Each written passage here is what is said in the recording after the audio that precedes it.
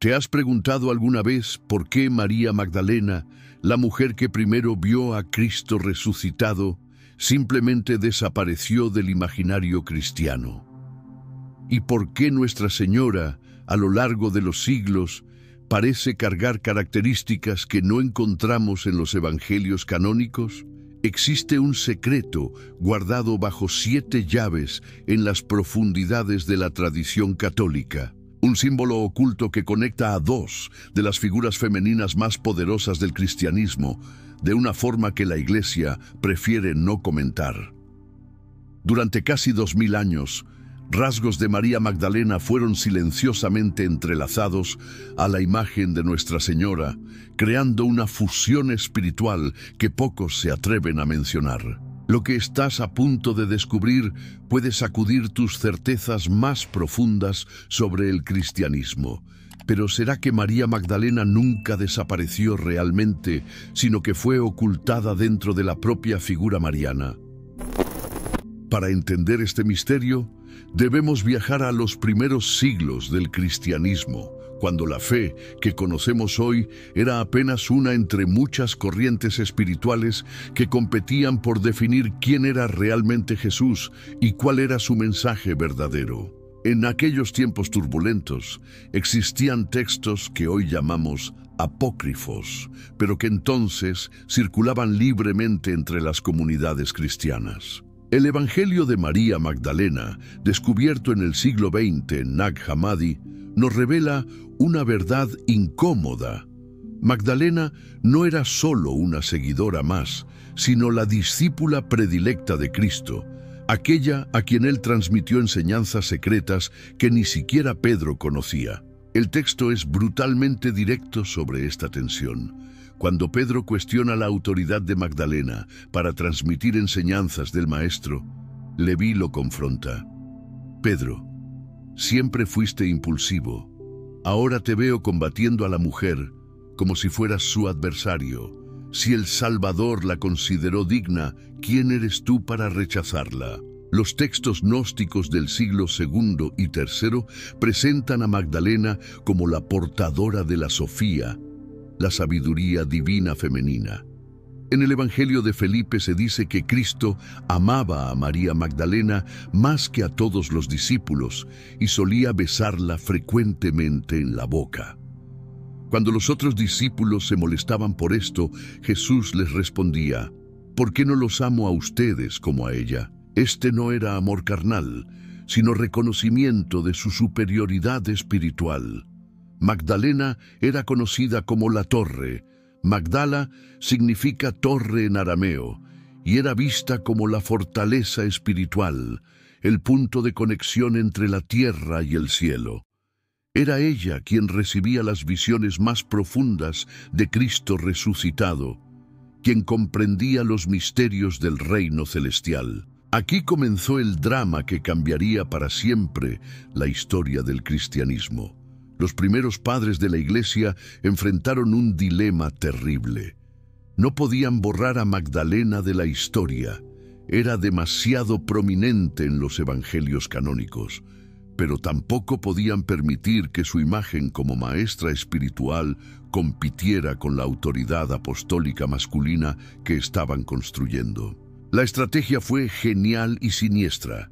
El Papa Gregorio Magno, en 591, declaró oficialmente que María Magdalena, María de Betania y la mujer pecadora que ungió los pies de Jesús eran la misma persona.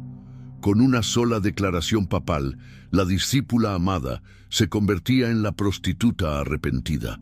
Era una operación deliberada de desacreditación, pero simultáneamente ocurría algo más sutil. Los atributos espirituales de Magdalena, su papel como intercesora, su conexión directa con lo divino, su función como puente entre el cielo y la tierra, comenzaron a ser transferidos sistemáticamente al culto mariano emergente. En los escritos de Juan Crisóstomo y Ambrosio de Milán del siglo IV, vemos esta curiosa operación. Mientras despotricaban contra las herejías gnósticas que exaltaban a Magdalena, desarrollaban una teología mariana que incorporaba exactamente esas mismas funciones. San Ambrosio escribía sobre María Madre como la que conoce los misterios divinos, la intercesora ante el trono del Altísimo, expresiones calcadas de los textos gnósticos sobre Magdalena.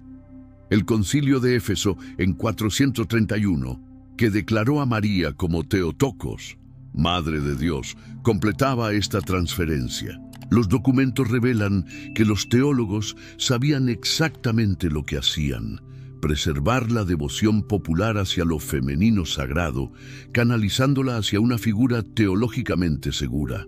Para el siglo VI, la transformación estaba completa. María Magdalena había sido reducida a una figura penitencial menor, mientras que Nuestra Señora había absorbido todos los atributos de sabiduría, intercesión y revelación mística que originalmente caracterizaban a la discípula amada. Los manuscritos bizantinos ya mostraban iconografías de Nuestra Señora incorporando símbolos que anteriormente se asociaban con Magdalena: la torre, los ungüentos, la posición de intercesora, la recepción de visiones celestiales.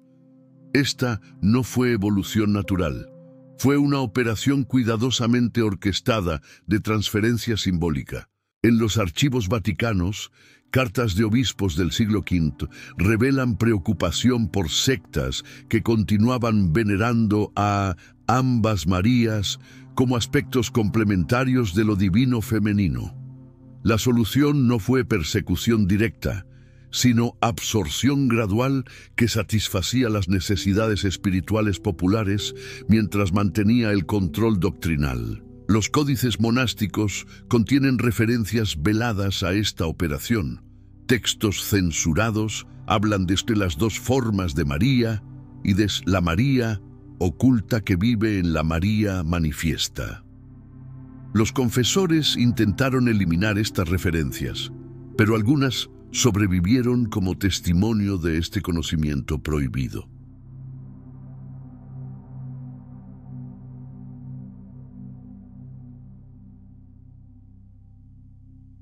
Es la fusión cuidadosamente construida de dos arquetipos femeninos poderosos, la creadora pura y la sabia iniciada, una síntesis que ha alimentado la devoción popular durante 2 milenios sin que los fieles sospechen su verdadera naturaleza. Ahora que conoces la operación histórica detrás de esta fusión, es momento de descifrar cómo se manifiesta en los símbolos que tienes ante tus ojos cada vez que entras en una iglesia. Porque María Magdalena no fue simplemente ocultada, fue preservada en un código simbólico que pocos saben leer.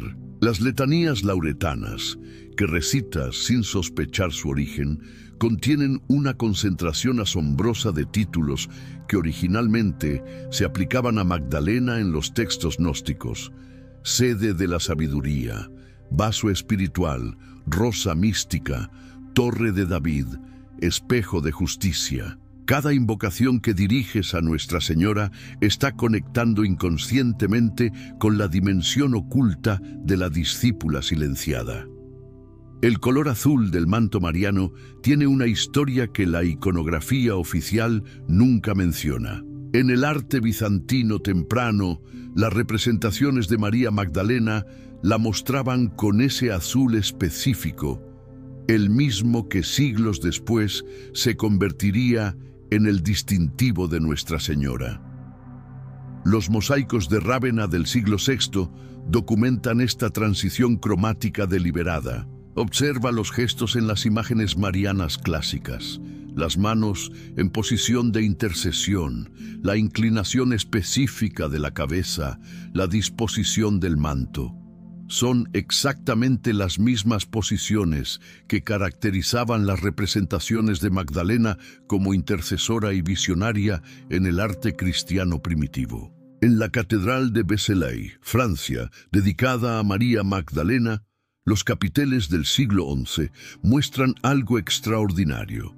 escenas de la vida de Magdalena con atributos iconográficos que posteriormente serían asociados exclusivamente con María Madre.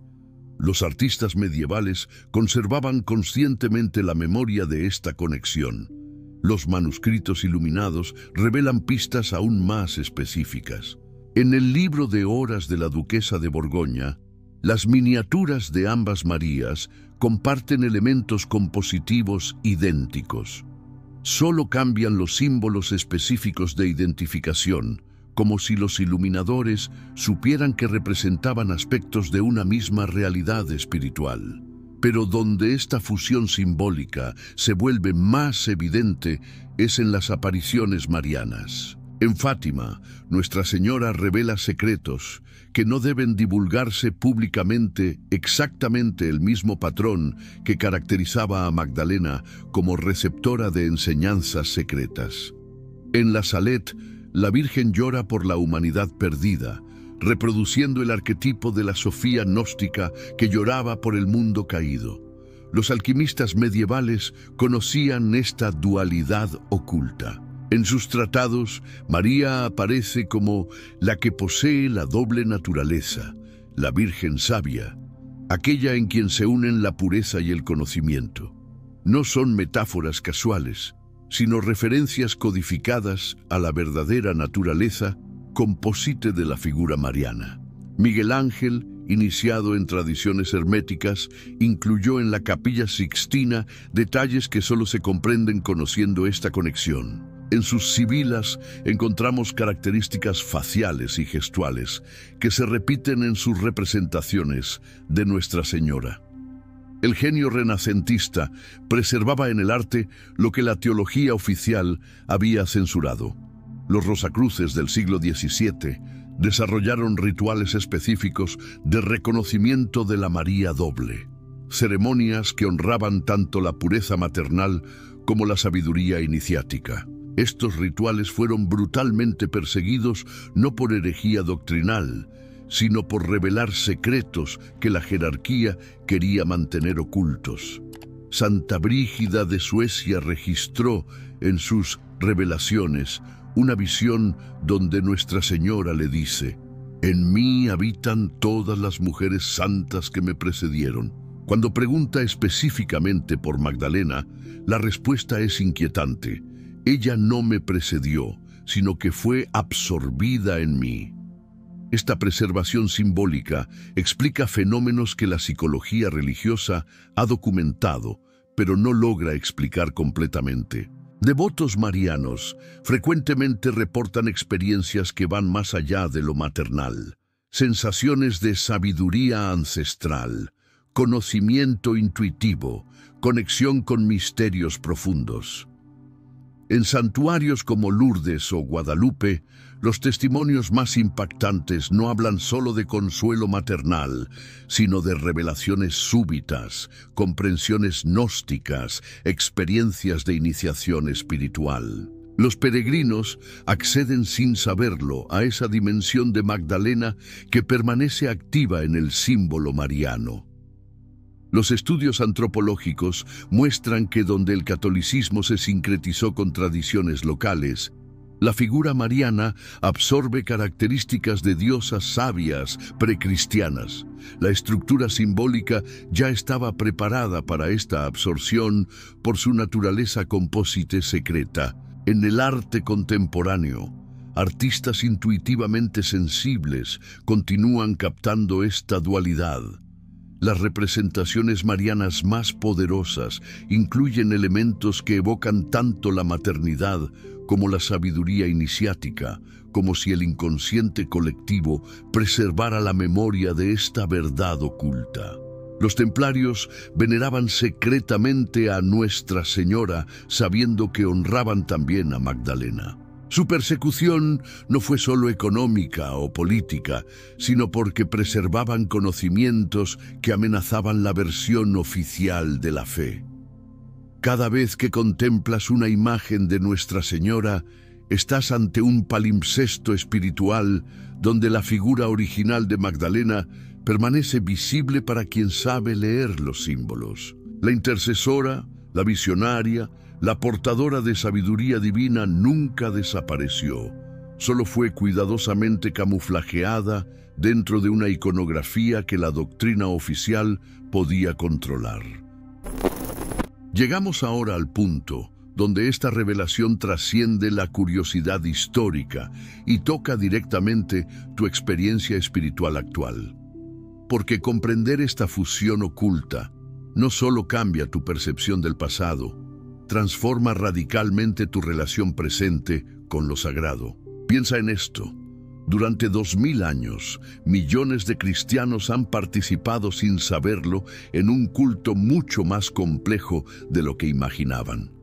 Cada rosario rezado, cada novena completada, cada súplica dirigida a Nuestra Señora ha estado conectando simultáneamente con dos arquetipos espirituales poderosos. Las mujeres que encuentran en la devoción mariana algo que no hallan en otras prácticas religiosas están experimentando inconscientemente esta dualidad.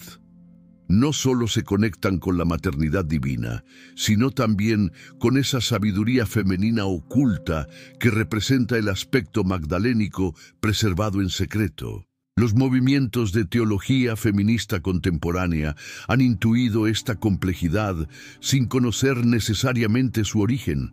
Cuando Elizabeth Schussler Fiorenza o Sandra Schneiders escriben sobre la María que trasciende los límites doctrinales, están tocando esta dimensión oculta que nunca fue completamente erradicada.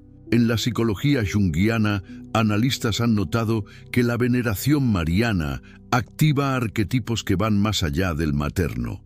Pacientes reportan experiencias de sabiduría ancestral y conocimiento intuitivo durante meditaciones marianas, conectando sin saberlo con esa herencia magdalénica preservada en el símbolo.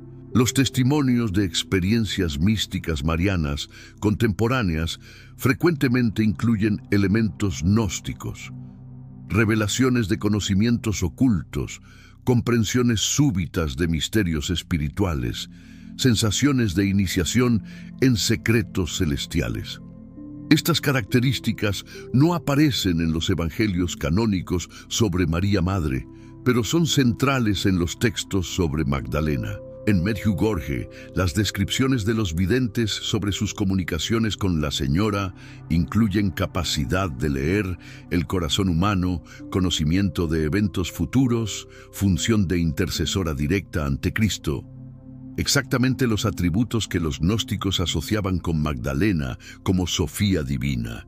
Las peregrinaciones marianas modernas revelan este patrón de manera fascinante. En Fátima, Lourdes, Aparecida, los peregrinos buscan no solo consuelo maternal, sino experiencias transformadoras que los conecten con dimensiones más profundas de la realidad espiritual. Los grupos carismáticos católicos han desarrollado prácticas de oración contemplativa mariana, que frecuentemente producen estados alterados de conciencia similares a los descritos en tradiciones místicas gnósticas.